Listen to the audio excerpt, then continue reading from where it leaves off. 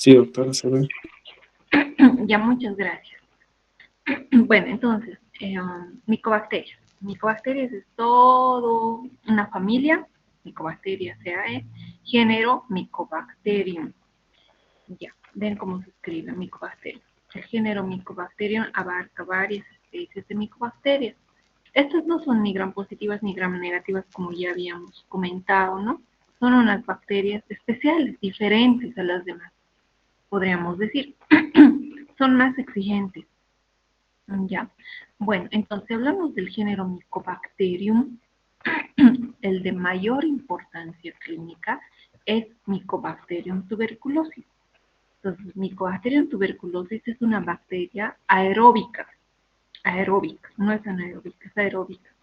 Patógena. Si es patógena, quiere decir que esta sí produce enfermedad. Ya.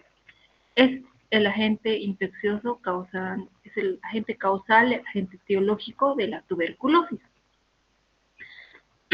Ya saben que fue descrita por Robert Koch. ¿Quién era Robert Koch? Ya sus compañeros han presentado al científico que lo descubrió en 1882, ¿no?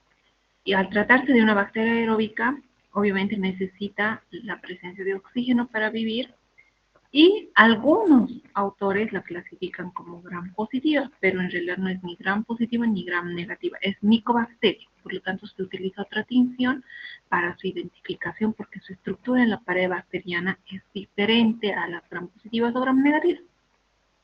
Una característica importante que tiene esta micobacteria es que se replica en el interior de los macrófagos. Los macrófagos salen a la defensa, pero una vez que ingresan eh, a los macrófagos se multiplican al interior. Entonces, es una lucha de nuestro sistema inmune entre macrófagos y bacilos de la tuberculosis. O bacilo de Koch, descrito por Robert Koch en 1882, ¿verdad?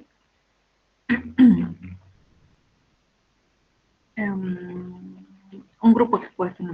Robert Koch. Ya, bueno, como observan ahí en la imagen, tenemos la estructura de esta micobacteria tan interesante. Es muy interesante esta bacteria y es realmente a mí me causa digna admiración porque realmente produce enfermedades graves en los pacientes, como es la tuberculosis, y no la podemos combatir, ¿no? Y más que todo está relacionado con el hacinamiento, la inmunosupresión, y bueno, factores más que todo generalmente que tienen países en vías de desarrollo o países tercermundistas como el nuestro. En Estados Unidos y en Europa son pocos los casos de TB. En cambio, en América Latina, en Perú, en Haití, en Bolivia, son enfermedades endémicas, ¿no? Que vivimos con esta enfermedad. Todos los días hay casos, ¿no? Bueno, entonces ahí tenemos la estructura de la micobacteria. Como son bacilos, ya, tienen una pared celular, tienen plásmidos, ribosomas, pilis, inclusiones, citoplasmas, su nucleoide, una cápsula, y es la estructura general con sus diferentes partes de Mycobacterium TB. Ahora, su prácticamente patogenicidad también reside en la estructura de su pared bacteriana. Tenemos ahí Mycobacterium y sus envolturas.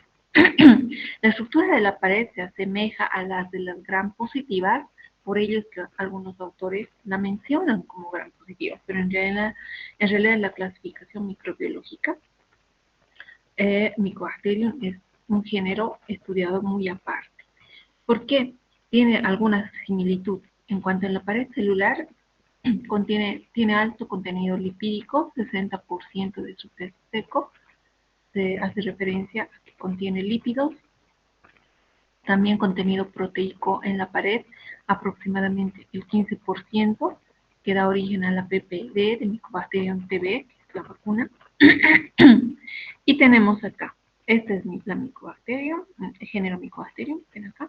Entonces, acá el número 1 son los lípidos exteriores que tiene. porque su pared celular está conformada por gran cantidad de contenido lipídico, de más del 50%, 60%, ¿no? De la estructura bacteriana, sus lípidos externos. Tiene ácidos micólicos, ¿no? Tiene arabinogalactano, peptidoglucano, tiene una membrana citoplasmática, tiene su lipoarabinomanano, fosfatidil, nositol, manócido. Acá todo esto es su esqueleto de la pared celular y además que tiene también proteínas en la pared celular, ¿no? En la pared. Entonces, estas proteínas, ¿no? Esta es su estructura, ¿no? Entonces, observen acá, dice, contenido lipídico 60%. Eso hace referencia a estos lípidos exteriores, también al peptidoglucano, ¿no? A los ácidos micólicos, prácticamente todo esto hace referencia a su contenido lipídico, ¿no? Que recuerdan cuando hemos estudiado tinción de Gram y cuando hemos estudiado la estructura bacteriana, la estructura, la diferencia entre la pared celular de las gram positivas y gram negativas. Las gram positivas tenían también una gruesa capa de lípidos, ¿no? Pero estas tienen ácido micólico también. Ahí está la estructura del género Mycobacterium. Entonces, si hablamos de los agentes etiológicos que causan enfermedad, podemos decir que todo este género de micobacterias, porque son bastantes, se pueden dividir según si causan enfermedad o no, en micobacterias tuberculosas porque causan tuberculosis. ¿Cuáles son estas micobacterias tuberculosas? Tuberculosas se llama que causan tuberculosis. Primero, y el más frecuente y el representante, podríamos decir, el agente etiológico es Mycobacterium tuberculosis. Pero también estos otros micobacterias causan tuberculosis, como por ejemplo Mycobacterium bovis, Mycobacterium africanus, Mycobacterium caneti, Mycobacterium croti y otras especies menos frecuentes, con menos frecuencia. ¿En Bolivia tenemos estas? Sí.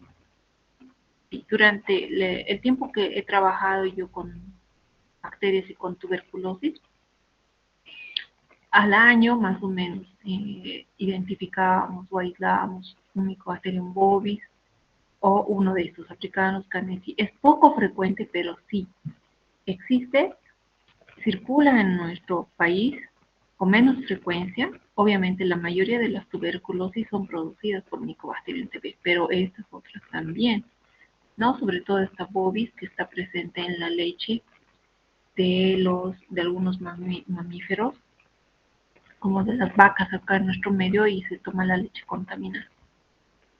Y a partir de eso, las personas se infectan ahí en nuestro departamento. Pero con menos frecuencia, ¿ya? Entonces, estas causan TB, pero esta es la principal, Mycobacterium tuberculosis. Ahora también las podemos dividir en otras micobacterias que no causan tuberculosis. Estas micobacterias que no causan tuberculosis son llamadas también atípicas, ¿no? Estas tal vez generalmente causan micobacteriosis. Y en este grupo hay diversas especies, ¿no? De Mycobacterium. No tuberculosis, Smegmatis, por ejemplo, Mycobacterium Smegmatis, que es un Mycobacterium que está presente en la microbiota genital normal de los varones, ¿no? Entonces, es parte de su microbiota normal, ¿no? Entonces, no causa tuberculosis, ¿no? Un ejemplo, y hay otras especies más. Y también podemos, tal vez, dividir en otro grupo, pero esta solamente es una, al agente etiológico de la lepra o enfermedad de Hansen, se llama también. ¿Se acuerdan? La lepra es una enfermedad tan antigua que prácticamente está descrita incluso en la Biblia, ¿no? Los leprosos. Entonces, esta enfermedad causada por una Mycobacterium leprae, causa la lepra o enfermedad de Hansen, se la divide en este otro grupo. Ahora, ¿en nuestro país hay lepra? Sí, hay lepra. A ver, al año, bueno, creo que yo era una de las pocas microbiólogas, si no era la única en Cochabamba, que diagnosticaba lepra. Nadie quiere diagnosticar lepra porque es una enfermedad infectocontagiosa, pero por lo tanto tienes que tener, ¿no?, cierta capacitación en la técnica, en la toma de muestra, pero a mí me llamaba la atención porque yo veía pacientes que eran de difícil diagnóstico, que los confundían con leishmaniasis, y por eso es que yo me capacité para diagnosticar lepra y prácticamente en el hospital, bien en el laboratorio, todos los casos venían para que yo los diagnostique en laboratorio. He visto muchos pacientes leprosos. O sea, la lepra es poco frecuente en nuestro país, para empezar.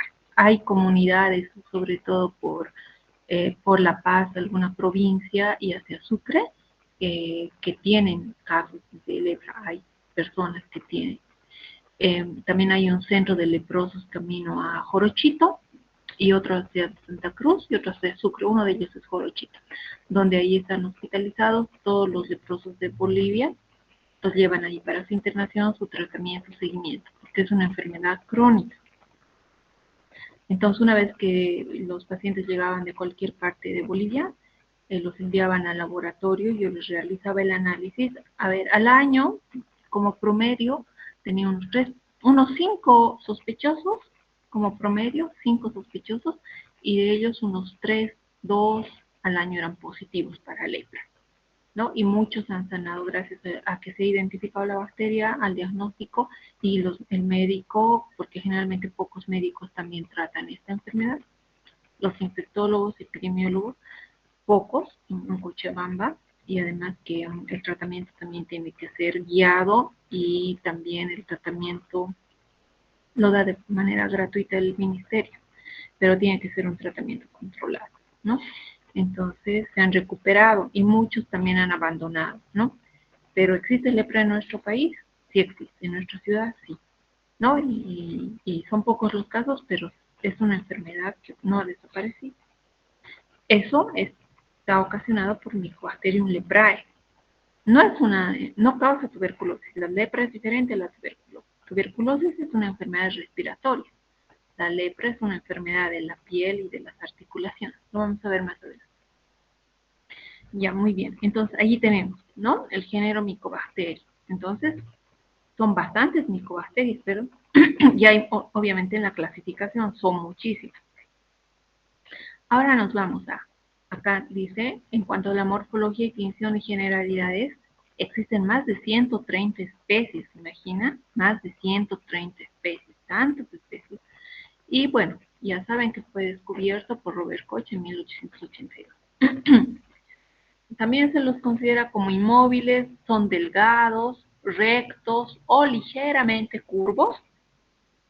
Pueden presentar no cápsula ni esporas, envolturas que contienen alta proporción de lípidos, hemos dicho más del 60%, y son una característica muy importante que por eso les diferencia a los demás, a los gram positivos sobre todo, porque estos son ácido alcohol resistentes. Por lo tanto, si son resistentes a la decoloración de ácido alcohol, entonces se consideran bacilos ácido alcohol resistentes. Por eso su abreviación BAR.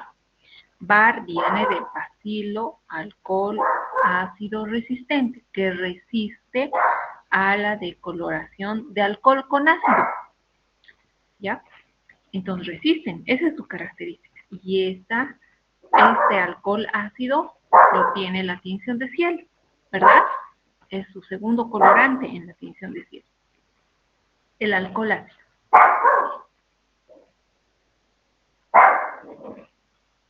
Ya. A ver, ¿cuál es la diferencia entre el colorante? ¿Cuál es el de Gram? ¿No? El Gram tiene 4 colorantes. 4 colorantes. El de colorante, ¿cuál es de gramo? ¿Qué alcohol es? A ver, alguien me diga. Se gana puntos extra. Alcohol, acetona.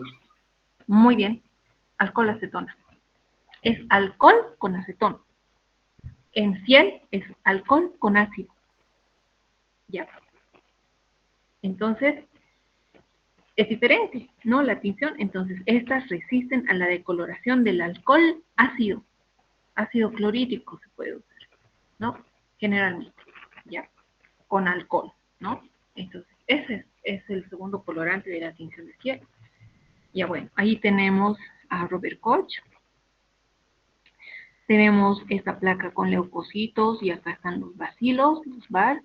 Acá también están y acá esto es en otra fotografía, ¿no? Que no es una tinción. Ya, bueno, esta así la vemos en una tinción de Ciel, Nelson. Ya saben quién es Ciel, quién es Nelson. No es un solo personaje, ¿verdad? Ahora, para cultivar a esta bacteria, Mycobacterium, el cultivo in vitro, ¿no? Como son aerobios estrictos, son de crecimiento lento, no crecen como los gram positivos o los gram negativos. Su tiempo medio de multiplicación es de 12 a 24 horas. Son patógenas, pero crecen muy bien a 37 grados centígrados. Entonces, una estufa común a 37 crecen muy bien. Pero los medios que se utilizan deben ser obviamente exigentes selectivos, ¿no? Como por ejemplo el Loestengensen, que tiene este medio, es este, verde, que tiene glicerol, tiene almidón de papa, tiene muchos nutrientes para que crezcan las micobacterias. Glicerol, almidón de papa, huevo, coagulado, aspargina, tiene el colorante verde de malaquita, por eso este colorante le da el color verde al medio, tiene sales, también se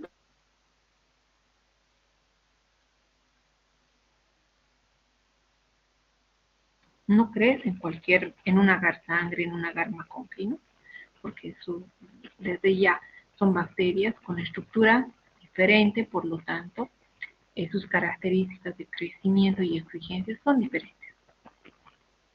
Y para la identificación de la especie se utilizan así pruebas bioquímicas especiales como niacina, ureasa, reducción de nitratos, etc. Ahí tenemos, este es cómo crece en un medio Loestengensen, a colonias. En la literatura nos dice semejante a migas de pan. Ese es el color del pan, de las migas de pan y medio redondo. Así crece. Ahí está. Ahí está. ¿No? Generalmente se siembra en tubos, no en cajas Petra. Para el sembrado que tiene que ser más profundo. Ahora, este Mycobacterium tiene además algunas otras características importantes que lo hace diferentes a los demás. Como son resistentes a los ácidos, por eso se usa alcohol ácido, también resisten a álcalis y a la mayoría de los desinfectantes. Por ello, cuando trabajamos en una sala, digamos, donde existen pacientes tuberculosos, el alcohol en gel no es suficiente para el lavado de manos. Sí o sí tiene que ser lavado de manos con agua y jabón, ¿no? Porque estos son resistentes a algunos desinfectantes. Además, inactivos por formaldehído, glutaraldehído, fenol, etanol al 70% y parcialmente por hipocloritos, resisten la desecación. Una característica muy importante, son sensibles a la luz solar. Por eso es que en la antigüedad los médicos decían a las personas, ¿no? En lugares endémicos, abran sus ventanas, que entre el sol, porque así no va a haber enfermedades y así no va a haber tuberculosis. ¿Por qué? Porque estas bacterias, cuando uno está enfermo en una habitación, tose, estornuda, todo el ambiente está contaminado. Entonces, cuando al día siguiente abres la ventana y da la luz solar, ellos son sensibles a la luz solar. Entonces, se van a morir, ¿no? No solamente TB, ¿no? Pero también, obviamente, la mayoría de las bacterias. Entonces, pero esta es una característica. térmica muy importante, su sensibilidad a la luz solar. Por eso es que también cuando llegan muestras al laboratorio, obviamente los frascos con muestras de pacientes que tienen con su esputo, no vamos a poner en la ventana en el laboratorio, que le dé la luz, ¿no? Tenemos que proteger de la luz la muestra para luego hacer la tinción de Gram e identificar. ¿Ya? ¿Qué más? Ya, hablando del Mycobacterium leprae lepra, que causa este agente etiológico de la enfermedad de Hansen, porque Hansen lo descubrió, que también era otro científico, ¿no? Ahora, este igual es un bacilo, alcohol, ácido resistente. Es igual que Mycobacterium TB. Igual lo observamos con la tinción de cielo. Pero no lo vamos a observar en la muestra de esputo porque no causa tuberculosis, ¿no? Entonces, les dije que causa otra enfermedad a nivel de la piel. Pero una gran diferencia, que Mycobacterium leprae no crece en los medios de cultivo de Loestengense, donde ese medio es específico para Mycobacterium tuberculosis. Mycobacterium leprae no crece en ese medio de cultivo. Lo podemos diagnosticar o identificar con la tinción de Ciel-Nielsen modificada. ¿Ya? Entonces, ¿qué produce esta enfermedad? Una infección crónica de la piel y de las mucosas, crónica que data de mucho tiempo. ¿Por qué? Porque el periodo de incubación de esta bacteria es hasta 30 años con un promedio de 5 a 7 años. ¿Se imaginan? Una vez que se infestan 5 a 7 años es el periodo de incubación y recién después del periodo de incubación empiezan a tener los pacientes los signos y los síntomas después de ese periodo de incubación. Por lo tanto, es crónica. Existen áreas endémicas en Bolivia, sí, como en el Chaco, se decía, ¿no? En algunos lugares. Santa Fe, Formosa y en otros países como en Argentina, en Buenos Aires, Corrientes, Entre Ríos y Misiones. Su incidencia es de 400 a 500 nuevos casos por año y la prevalencia de 1.5 a 2 por cada 1000 habitantes en las áreas endémicas. ¿Cuáles son las manifestaciones clínicas que tiene el paciente? En la tuberculosis, ¿cuáles son las manifestaciones clínicas? A ver, ¿quién me recuerda? ¿Recuerdan, muchachos, cuáles son las manifestaciones clínicas en la TB? Causada por Mycobacterium TB. ¿Cuáles son?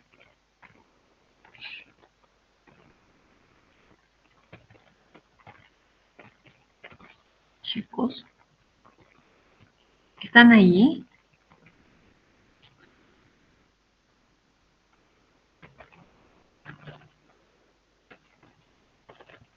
¿Se han ido o están ahí?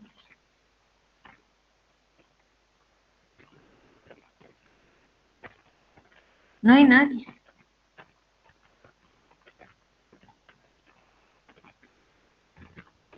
Karina Flores, a ver.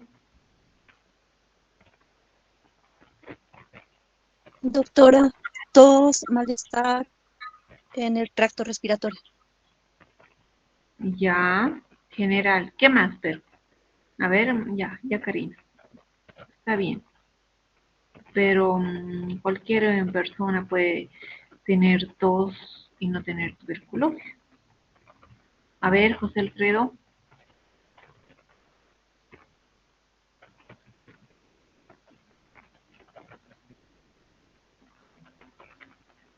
¿No hay José Alfredo?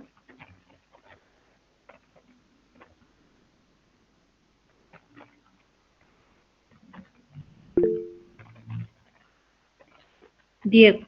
Adelante, Diego. Doctor, una característica importante, tos con sangre o esputo, Ya. dolor en el pecho, pérdida de Ya, muy peso, exacto. fiebre. Muy bien. En cualquier tos no perdemos de peso. En cambio, en la tos por tuberculosis, el paciente generalmente tiene tos por más de 2 semanas, ¿no? 2 semanas ya empieza a adelgazar, decaimiento, tiene fiebre o febrículas en la noche, malestar general. Su tos es purulenta, o sea, su esputo, su expectoración es purulenta, verdosa o sanguinolenta. Cualquier tos no es así, ¿verdad? En las en los resfríos, en las neumonías se llaman esas, ¿no? Neumonías por otros microorganismos, no adelgaza a la persona, no tiene decaimiento tan severo como en la TB, no expectora con sangre, no tiene, puede tener fiebre, pero no en las noches, ¿no? Entonces, esas son características, como dice el compañero Diego, de la tuberculosis. Ya, entonces hay que diferenciar. Por eso algunos médicos diferencian con la clínica. ¿Cuánto tiempo estás sufriendo? Ya 2 semanas. Expectoración con sangre. Tienes fiebre en la noche. Malestar, dolor en el pecho, ¿no? Entonces, los otros tipos de tos por otros agentes causales no es tan agresiva como la tuberculosis, ¿no? No se expectora con sangre. Es una característica. Ahora, ¿cuáles son las manifestaciones clínicas de la lepra? Varían ampliamente en dos formas polares, porque puede haber dos tipos de lepra, la lepra lepromatosa y la lepra tuberculoide. Entonces, acá tenemos a los pacientes, como es una enfermedad que prácticamente ataca la piel y mucosas, vamos a ver acá, ¿no? Tienen como unos nódulos en la piel, en los codos, generalmente, en las muñecas y en los meniscos de los dedos, de la mano, en los codos. Y luego va apareciendo en el abdomen. Son nódulos que tienen. De esos nódulos hay que tomar la muestra, porque esto ataca la piel, no tiene nada que ver con la micobacteria tuberculosis. Y los pacientes generalmente tienen un desvío de tabique. Su tabique nasal está desviado. ¿Ya? Entonces hay que tomar de la nariz también, con un hisopado nasal. Y también hay que tomar de la linfa de la oreja. Estas son las características de un paciente leproso. Aquí vamos a ver. Entonces son características clínicas que algunos médicos se confunden con leishmania.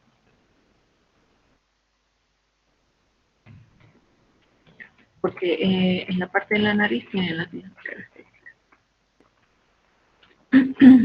Ahí está, ¿no? Entonces van formando nódulos, máculas, pápulas. Y cuando ya el paciente no recibe ni tratamiento, se van deformando ¿no? Sus manos. Ahí aparece primero en los codos como unos nódulos, en las articulaciones de los dedos, en la muñeca, en el abdomen, en los muslos también, nódulos, máculas, pápulas, ¿no? En la oreja también, ¿no? Entonces, ahí vamos viendo. Así es la lepra, cuando vas así, contiene estas características deformes. La lepra se cura, sí se cura, hay tratamiento, pero tiene que ser diagnosticado a tiempo, ¿no? Acá vean, en la linfa de la oreja están los Mycobacteria leprae, bacilo de Hansen. Por eso tomamos muestra de la oreja, así como esta, ¿no? Y esos son nódulos, máculas, pápulas que van evolucionando. No por nada hay un día que se celebra la lucha contra la lepra, que es el 26 de enero de cada año. La OMS se celebra el día para luchar contra la lepra. Así se vuelven las orejas.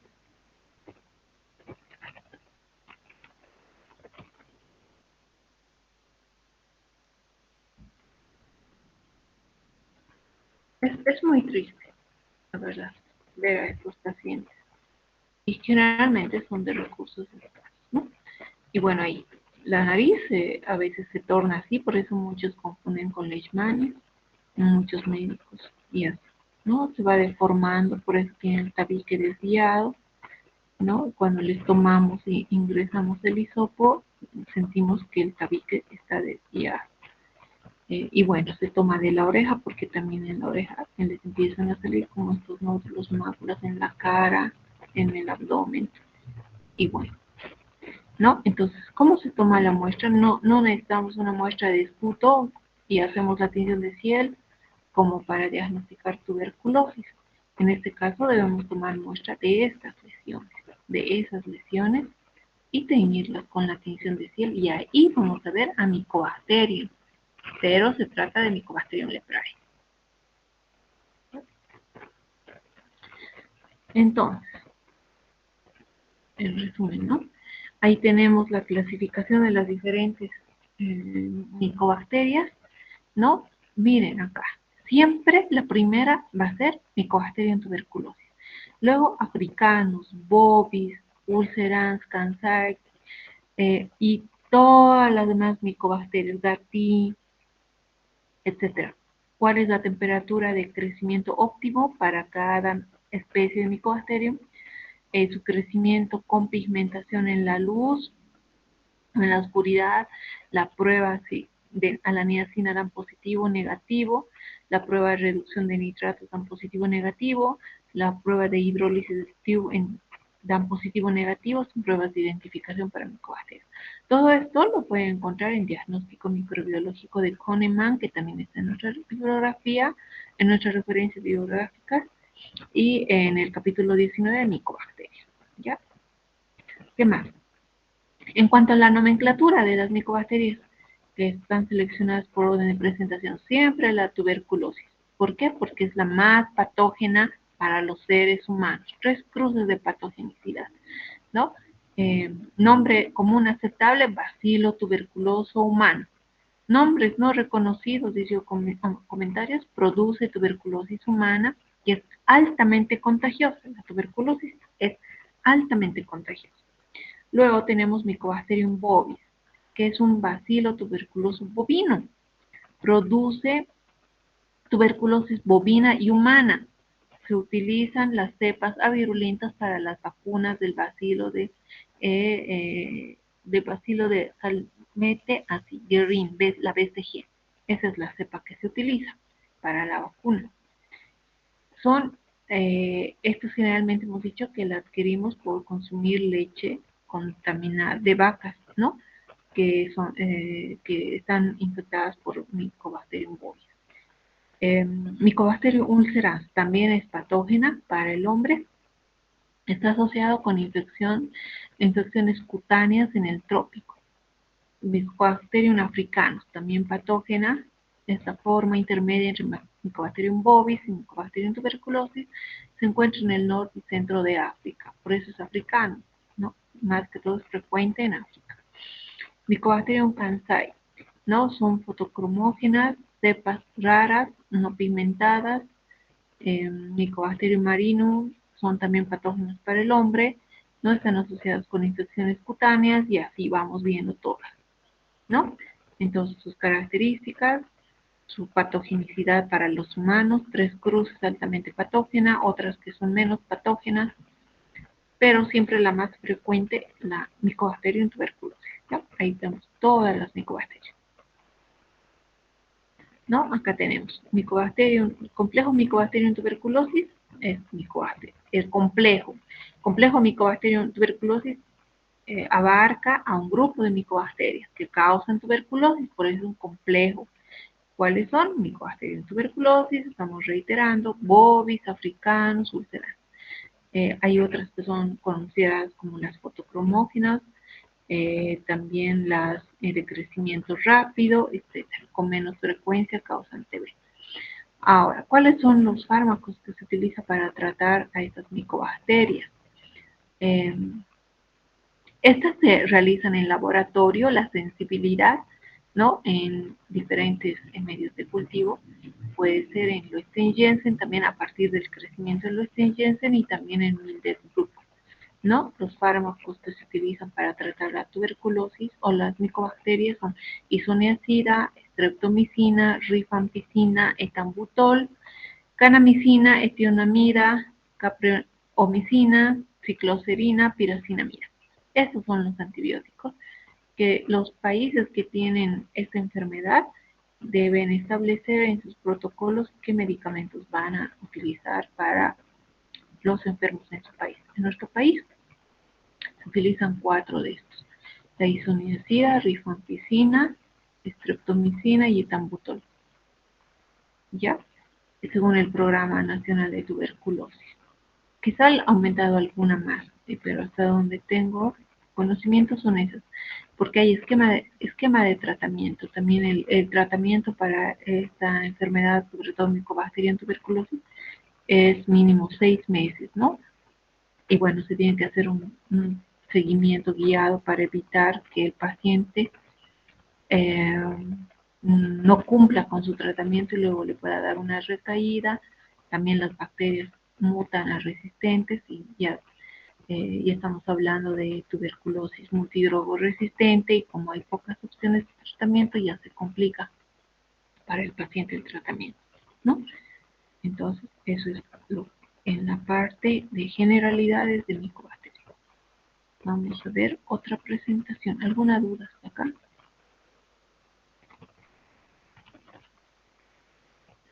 Muchachos.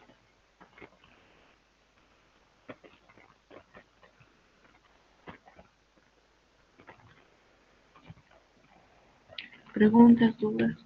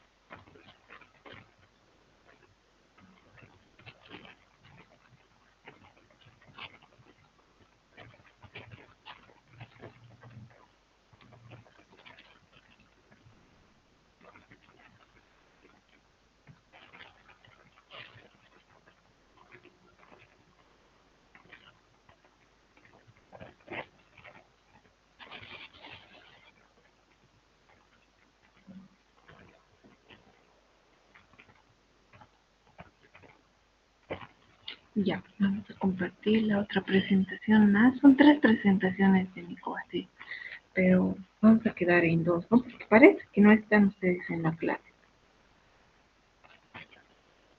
Yo la verdad no sé dónde está. Ya voy. Entonces, vamos con el diagnóstico. ¿No? Diagnóstico bacteriológico de la tuberculosis. Ya, bueno, como ya hemos nombrado, entonces, cada país tiene pues su protocolo para diagnosticar la tuberculosis, pero en realidad de manera general existen ahora ya varias técnicas para el diagnóstico, pero en nuestro país utilizamos la baciloscopía o es la tinción de Siemens y el cultivo en Leusten Jensen y el Ginester, que en la otra presentación está el método automatizado por biología molecular para su identificación. Ya, entonces en la baciloscopía, que acá se utiliza la tinción de Stiel y Nelson, la muestra debe ser la expectoración. Estamos hablando de Mycobacterium, diagnóstico Mycobacterium tuberculosis, ¿ya? Es una técnica sencilla, tal vez ya la han hecho en práctica ustedes, en tinciones, es de fácil ejecución, es de bajo costo, es accesible, se utiliza la tinción de Ciel y Nelson y visualizamos los VAR, los bacilos alcohol ácido resistentes, al microscopio. Los resultados se reportan en cruces, es semi-cuantitativo.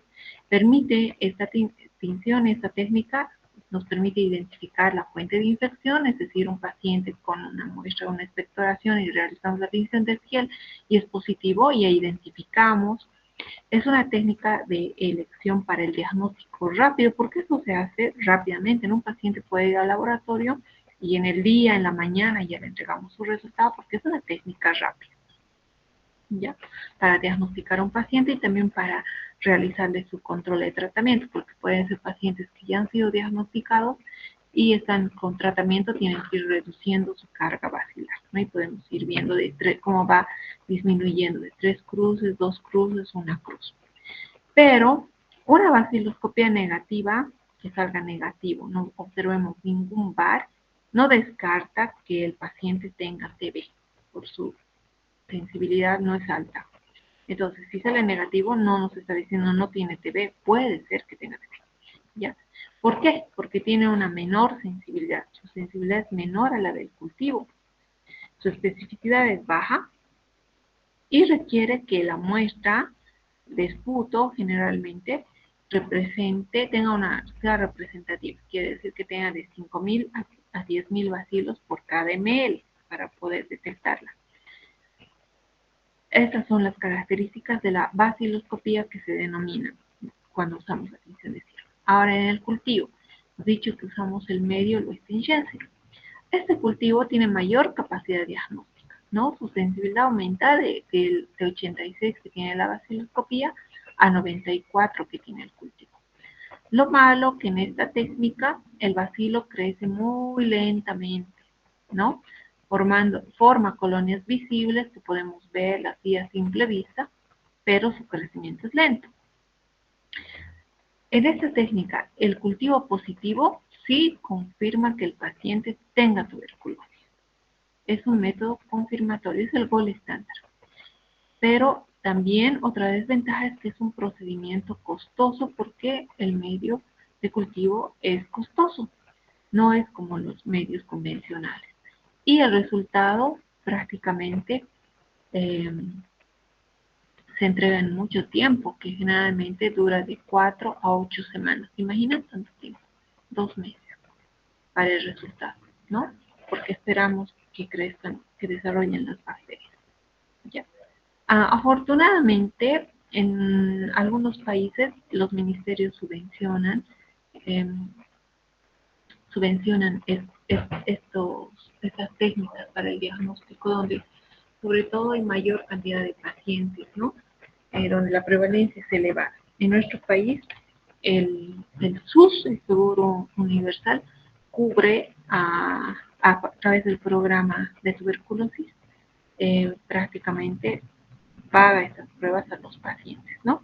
Simplemente se tiene que asegurar al SUS, si son diagnosticados en un hospital de segundo o tercer nivel, es gratis. Si bien el medio cuesta caro, pero es subvencionado por nuestro gobierno. ¿Por qué? Porque tiene un objetivo, ¿no? De reducir los porcentajes de esta enfermedad, porque somos un país endémico. Entonces, tienen que facilitar el diagnóstico y el tratamiento. El diagnóstico es gratuito en los hospitales públicos y el tratamiento también. Ya. Esos son los dos métodos estándar que se utilizan en nuestro país y a nivel del mundo igual. Entonces, acá primero tenemos la baciloscopía. Ya hemos visto las diferencias, ¿verdad? Para realizar esta baciloscopía, primero tenemos que recolectar la muestra, que el paciente recolecte, que es una expectoración. Acá estamos diagnosticando tuberculosis pulmonar, ¿no? O sea, que elimine la flema y vean que la flema, pues, tiene características. Generalmente son purulentas de estos pacientes, sanguinolentas, ¿no? Entonces, la muestra tiene que ser adecuada en calidad y cantidad, no puede estar con restos de alimentos, ¿verdad? Entonces, tiene que ser una muestra, obviamente, recolectar la primera expectoración matinal para asegurar resultados exactos y fiables. No puede recolectar después de haber tomado desayuno y luego los restos de alimentos van a interferir.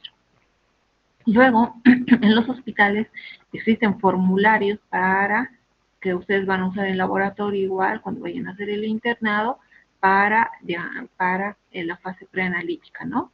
Que ingresen los pacientes, llenar sus datos, razón del examen, si es diagnóstico, si es un paciente que le estamos controlando su tratamiento, etcétera. Todo esto, el Programa Nacional de Control de Tuberculosis y la Red de Laboratorios de Tuberculosis de Bolivia lo aplican. Entonces, hay una red de laboratorios que diagnostican TB, no tanto públicos como privados. Entonces, en esa red también se hacen controles de calidad internos y externos entre laboratorios y también capacitan al personal, ¿no? Entonces, generalmente los hospitales públicos tienen que estar obligadamente en esta red de laboratorios. En cambio, los privados solamente algunos y los que quieren. ¿Qué más? El envase, acá, en el envase, siempre el envase donde van a recolectar la muestra estos pacientes, su expectoración matinal tiene que ser de boca ancha, ¿no? Para que les permita prácticamente recolectar o botar la muestra, podríamos decir, recolectar la muestra, ¿no? En este recipiente. Tiene que tener una capacidad de 30 a 50 ml, tiene que ser cierre hermético, ¿no? Que permita o garantice que no se derrame la muestra de expectoración porque son muestras potencialmente infecciosas. Recuerden que están con Mycobacterium TB muy probablemente. Tiene que ser de material de plástico para que cuando en laboratorios se esté recepcionando podamos observar que la muestra sea la característica, ¿no? Que sea purulenta, mucopurulenta y podamos clasificarla porque en el reporte también debemos reportar la calidad de la muestra. Y fácil de rotular para identificar al paciente. Ahora, en esta vaciloscopía lo que nos piden son 3 muestras, 2 o 3 ya. Por eso es seriada. Entonces ahí tenemos que al paciente que se lo denomina aquel que tiene síntomas respiratorios, como dijo su compañero, tos, decaimiento, fiebre, la expectoración con purulenta o sanguinolenta, esos pacientes se los denomina pacientes sintomáticos respiratorios. Quiere decir que son pacientes que tienen síntomas respiratorios, ¿no? Entonces, estos pacientes que generalmente son de tuberculosis, se les pide 3 muestras de vaciloscopía durante 3 días seriados.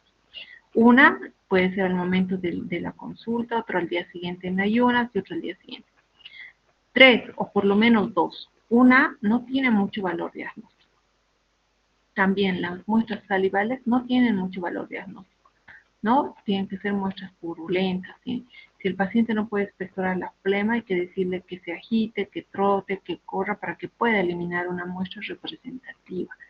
Ya, entonces, ¿por qué 3 muestras? O 2 por lo menos, porque con una muestra llegamos al 75% de sensibilidad. Con una segunda aumentamos 10% más, 85%, y con una tercera podemos llegar al 90, 85 generalmente de sensibilidad en la técnica para detectar las micobacterias. En cambio, si no le pedimos una tercera muestra al paciente, la sensibilidad disminuye. Si no le pedimos una segunda, la sensibilidad disminuye. Y en esa primera puede ser negativa. Pero eso no quiere decir que sea negativa, porque no trajo la segunda muestra. Esta aumenta más la sensibilidad y esta más. Una cuarta no va a aumentar más del 80-85% de la sensibilidad. Su máxima sensibilidad del método es 85% que lo logra con 3 muestras. ¿Ya? Por eso es importante que por lo menos 2 muestras se realicen para prácticamente confirmar el diagnóstico de un paciente. Una cuarta no justifica y una sola tampoco, porque la sensibilidad disminuye. También se puede realizar la tinción de Ciel-Lensen para la tuberculosis extrapulmonar. Hasta acá hablamos de pulmonar, ¿no? La muestra de estudio. ¿Cuál es para la extrapulmonar? Muestras en la sangre, porque también se puede identificar tuberculosis en torrente sanguíneo, a través del pulmón hay ingresado a torrente sanguíneo. Muestras de secreciones, pus, en cualquier lugar anatómico, líquidos orgánicos, puede ser líquido cefalorraquídeo, porque a partir del pulmón, el paciente maltratado puede ascender hasta causar meningitis tuberculosa en los pacientes. Biopsias también,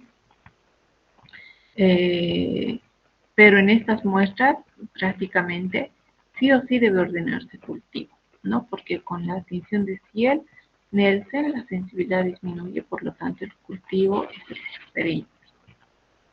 ¿Cómo vamos a transportar las muestras del laboratorio? Como dijimos que Mycobacterium TB es lábil a la luz solar, por lo tanto, para trabajar en laboratorio también nosotros debemos proteger nuestras muestras del calor excesivo, ¿no? De la luz y el calor, protegerlas de la luz y el calor.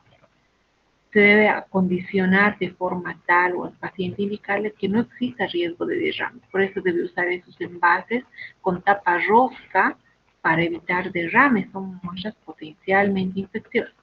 No pueden ser frascos de vidrio porque se pueden romper, no tienen que ser frascos herméticos.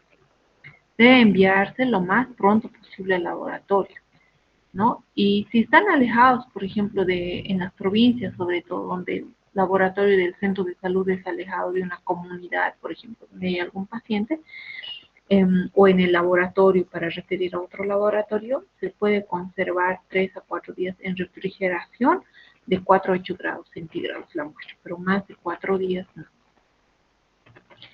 ¿Qué más? Entonces, para cuando llegue la muestra al laboratorio, debemos considerar ese formulario que les mostré o cualquier formulario que vaya a tener el laboratorio, debe estar correctamente llenado por los datos del paciente, porque recuerden que esta enfermedad es de vigilancia epidemiológica en nuestro país. Entonces, todos los casos que se detecten deben ser reportados a través de los diferentes sistemas que hay en los laboratorios conectados con el Ministerio de Salud y deben ser reportados al sistema de salud, ¿no? Entonces, ¿de dónde las autoridades van informando a toda la comunidad que han aumentado los casos de TB, los casos de sarampión, que ahora tenemos, ¿verdad? Etcétera, en la pandemia coronavirus? Toda esa información, como ya hemos visto en los primeros temas, sale del laboratorio de epidemiología, ¿no? Entonces, esos datos salen del laboratorio porque en laboratorio estamos confirmando o no las enfermedades. Entonces, cada laboratorio tiene prácticamente la obligación de reportar. ¿Y cómo vas a reportar unos datos de un paciente cuando no está correctamente registrado en tu laboratorio? Tiene que estar correctamente el nombre, apellido, edad, lugar donde vive, etc. ¿Ya? Entonces, la solicitud tiene que estar correcta. Si está incorrecta, es un criterio de rechazo. Otro criterio de rechazo es el frasco inadecuado. Tiene que ser frasco hermético, boca ancha, identificado, ¿verdad? Otro criterio de rechazo es la muestra salival. La muestra salival no tiene valor diagnóstico, se muestra purulenta, muy purulenta, la flema que está botando. También un criterio de rechazo es la muestra con derrame. No puede llegar al laboratorio una muestra con la tapa abierta o semiabierta y el esputo derramándose, ¿no? Es potencialmente infeccioso y un riesgo. Una muestra no representativa de mala calidad, una muestra con restos de pan, de coca, de alimentos, esa no es una buena muestra. Una muestra en cantidad insuficiente, una pequeña cantidad que sea insuficiente para trabajar en laboratorio. Y una muestra mal conservada, la bacteriólisis. Cuando un esputo no es refrigerado y, digamos, le han recolectado hoy en la mañana, todo el día a temperatura ambiente, todo el día a la luz del sol, y al día siguiente recién van a mandar al laboratorio, ya ha ocurrido la bacteriólisis. Bacteriólisis significa destrucción de las bacterias. Entre las bacterias se destruyen en la muestra de esputo. Recuerden que la muestra de esputo no solo tiene Mycobacterium TB, tiene toda la muestra de la boca, ¿no? De la cavidad oral que tenemos, son muchas bacterias que están en esa muestra. Entonces existe allí la destrucción entre ellas y por lo tanto la muestra se hace como lechosa y ha ocurrido una bacteriólisis. Entonces va a inhibir que podamos observar la Mycobacterium en la tinción. Es una muestra mal conservada. Eso para la baciloscopía, ¿no? Prácticamente las directrices. En cuanto al medio de cultivo, el Ogawa, Loessen Jensen, perdón, que también lo descubrió, lo estandarizó un científico, Loessen Jensen, le hizo un nombre al medio de cultivo, y a una modificación lo hizo Ogawa, por eso puso ese medio Ogawa Kudo, un asiático. ¿Ya? Acá falta Kudo su apellido. Este Ogawa Kudo es una modificación al medio del Loessen Jensen. Es la misma, solamente modificada. ¿Ya? Entonces, por eso ambos son iguales, de color verde, porque usan el colorante verde de malaquita. Entonces, este método estándar, tanto el Loessen Jensen como el Ogawa, la detección es tardía, porque hemos dicho que Mycobacterium TB tarda en replicarse, ¿no? Y entonces los resultados van a estar entre 24 días mínimo hasta 60 días. El crecimiento es lento. Crecen así, como migas de pan, acá ven, Cada redondito es una colonia. Una colonia tiene miles de bacterias, ¿verdad? Ya, a partir de esto se puede realizar la susceptibilidad a las drogas que hemos visto en la anterior lámina, que son pocas las drogas que se utilizan para TB y en los países generalmente establecen qué drogas van a usar. No todos los países usan todas esas drogas, en nuestro país solamente tenemos acceso a 4 drogas. Es una técnica, podríamos decirla, barata. ¿En qué sentido? En que los ministerios prácticamente se hacen cargo de estas pruebas, pero es de crecimiento lento, pero en realidad el medio de cultivo y todo es caro. Económicas porque son subvencionadas por el gobierno. De crecimiento lento y por lo tanto el paciente va a esperar tanto tiempo que solamente va a hacer que se propague más la enfermedad. Si fuera positivo va a seguir contagiando mientras espera su resultado. Pero ¿cuándo se va a solicitar el cultivo? Generalmente se solicitan a aquellos pacientes que se les ha hecho baciloscopía y sus baciloscopias han salido negativas, pero el paciente tiene sintomatología de TB, es decir, tiene fiebre, adelgazó, decaimiento, tiene muestras purulentas, quizá con sangre, pero su baciloscopia salió negativo. Como la sensibilidad de la baciloscopía es menos, entonces es necesario hacerle un cultivo. ¿Cuándo más vamos a hacer cultivo? Porque la sensibilidad es más alta. Recuerden, en aspirado gástrico en niños con sospecha de TB, en los niñitos que generalmente viven con adultos tuberculosis y les contagian con su sistema inmunológico no está totalmente fortalecido y son muy susceptibles a contagiarse. Entonces estos niños se tragan la flema, no les puedes decir boten la flema, se tragan la flema. Entonces estos niños hay que tomarles esa muestra con un aspirado gástrico, una sonda nasogástrica que se pone a partir de la nariz hasta el estómago y se aspira la flema que se han tragado. Pero recordemos que en el estómago también hay otras micobacterias. Recuerden que hay muchas especies de micobacterias y tenemos micobacterias atípicas, las que no causan tuberculosis, que son parte de nuestra microbiota a nivel gastro, ¿no? En el estómago. Entonces, cuando aspiramos la muestra en los niños y realizamos la tinción de Ciel, recuerden que la tinción de Ciel no te dice que es Mycobacterium TB o no, sino te dice que es bacilo alcohol ácido resistente. Entonces, como pueden ser otro tipo de micobacterias atípicas, también se pueden teñir de color fucsia, porque también todas las micobacterias son alcohol ácido resistentes. Entonces, nos puede dar lugar a un falso positivo, porque pueden ser bacterias del estómago, de la microbiota normal del estómago y no ser Mycobacterium TB. Por lo tanto, en la tinción de Ciel podemos observar y ser un falso positivo. Entonces, no está indicada la tinción de Ciel. O sea, sí está indicada, pero en realidad deberíamos confirmar con un cultivo. ¿Por qué?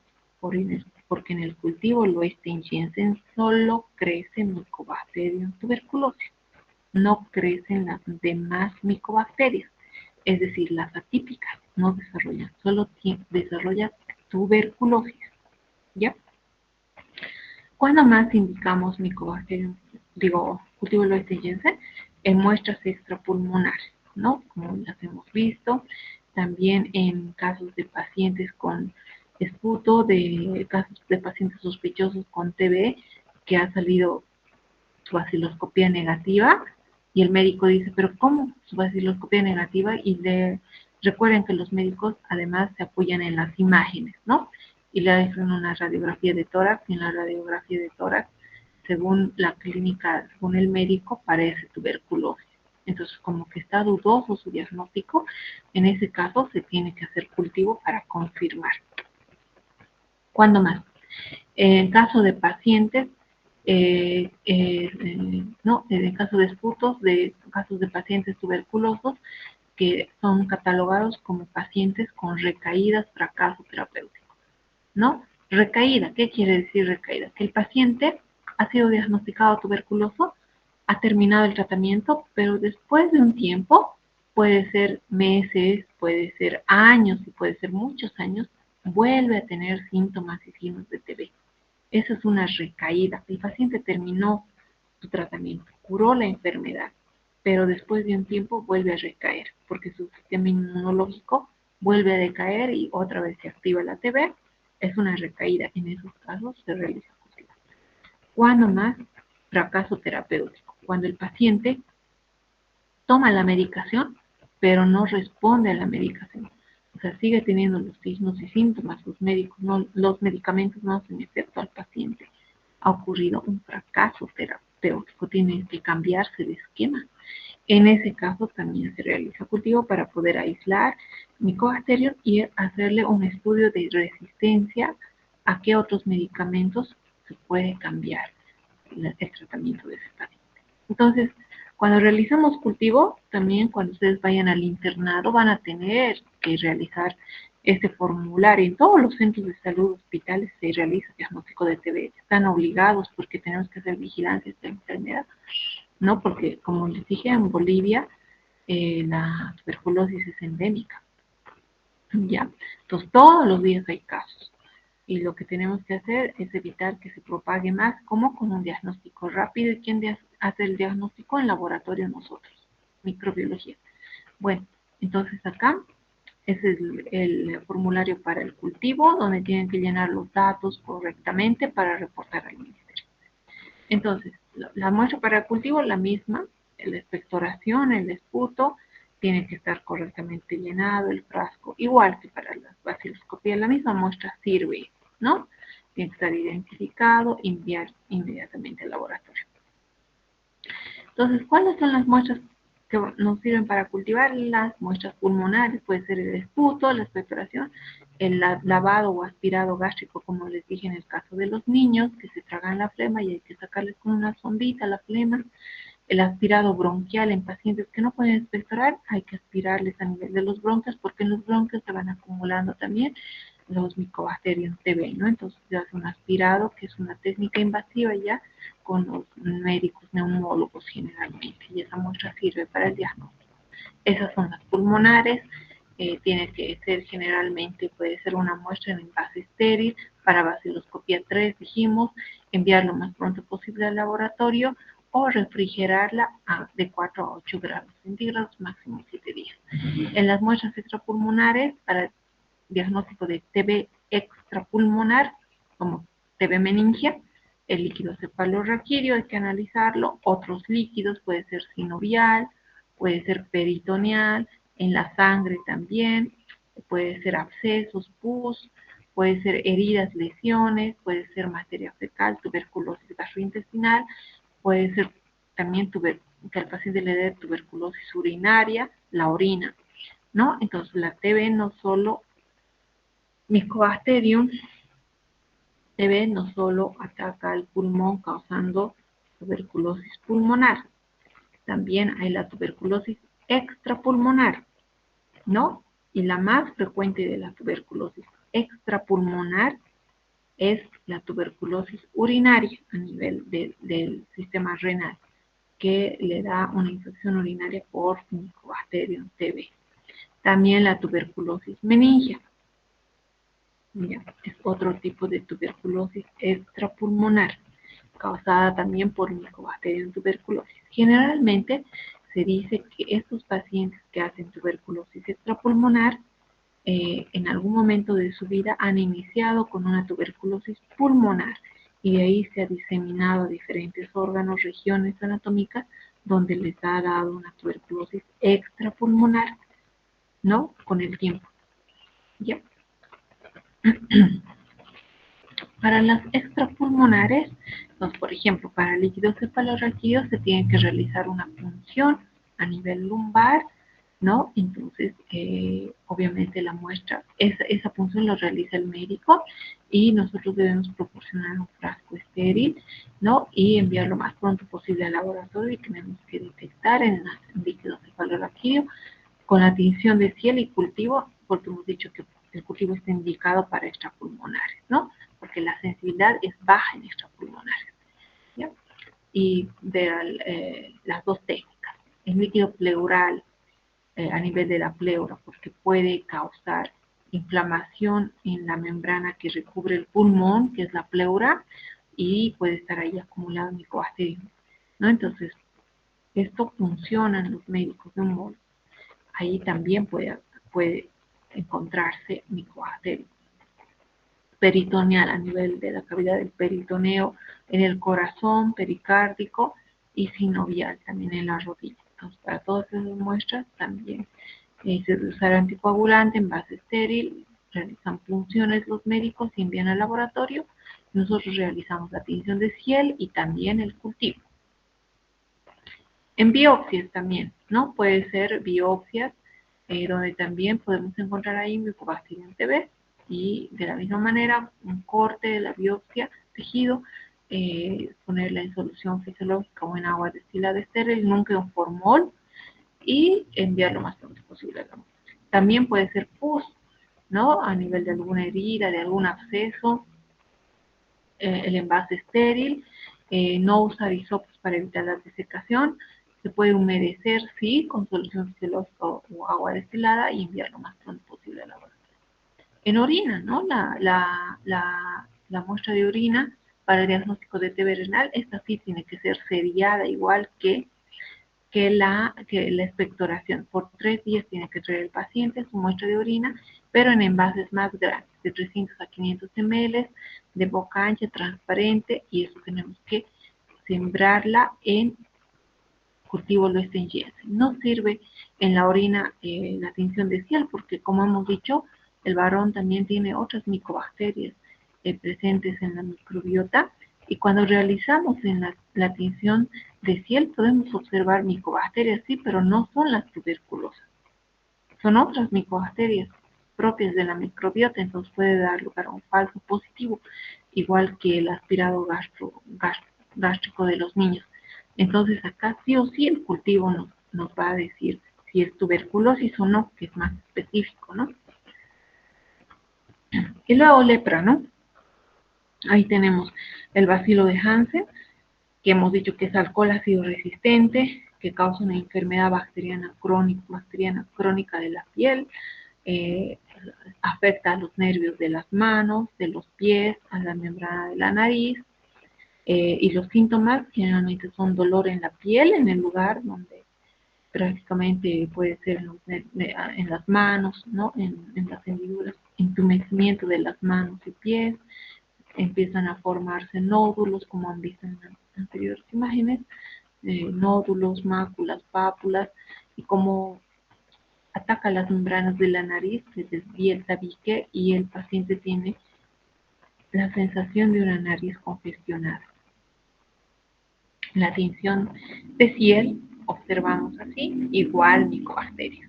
Igual, ¿no? Que en la tuberculosis observamos los bacilos alcohol ácido resistentes teñidos de rojito, pero la diferencia es que acá las muestras son, ¿no? De estas máculas, pápulas, nódulos de la nariz, no es del esputo, ¿no? Porque afecta la piel.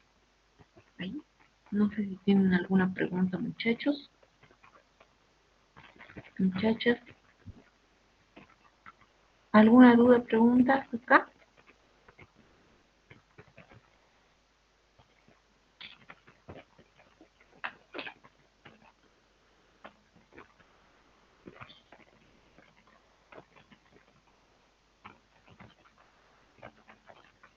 ¿Está claro todo?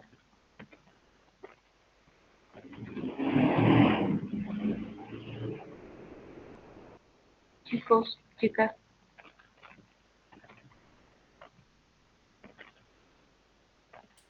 Sí, doctor. Ya, gracias por responder, Jocelyn. ¿Todos dónde están? Seguro están en otras, estudiando inmuno para mañana. Ya, les entiendo. Bueno, quedamos acá.